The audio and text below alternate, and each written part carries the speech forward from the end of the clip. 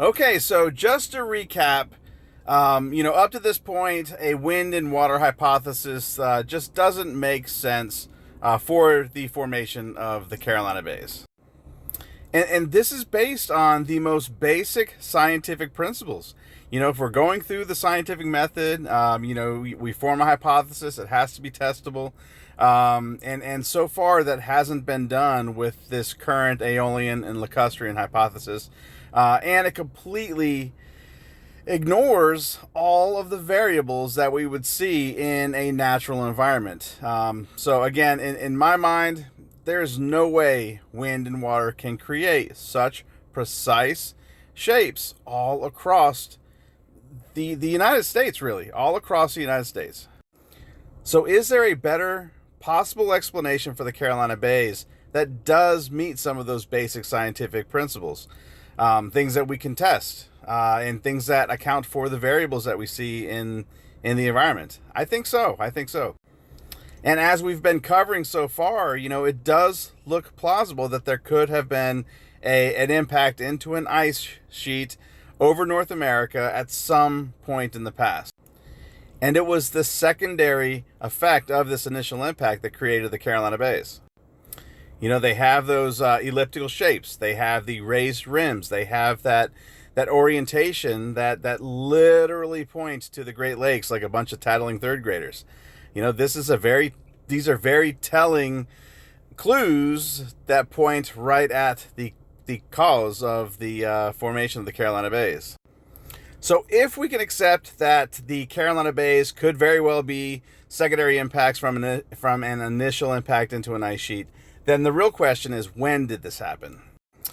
So there are two probabilities that kind of stand out as being the most probable. There may be others, but these are two that I think are the most probable.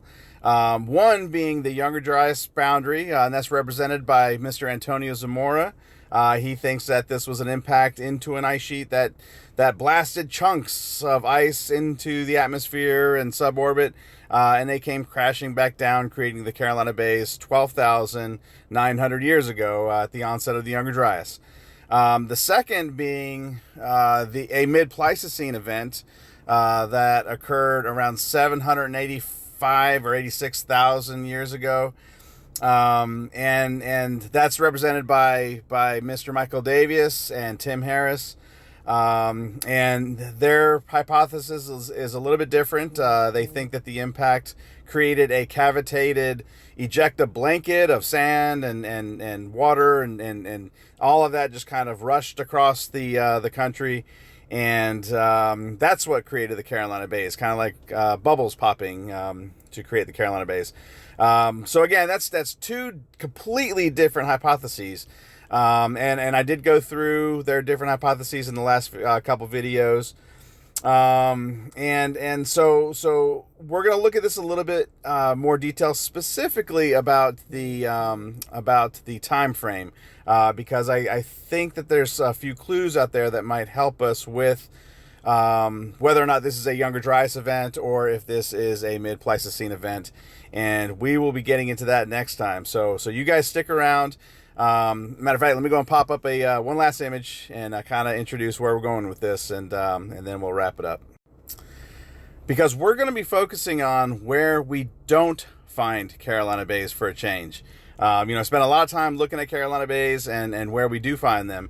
But there are places where we don't find them. And if this was an event that was created by secondary impacts from a primary impact into the Laurentide ice sheet, then these may be clues. These lacking Carolina Bays, these areas that don't have them, may be clues as to when this event might have taken place.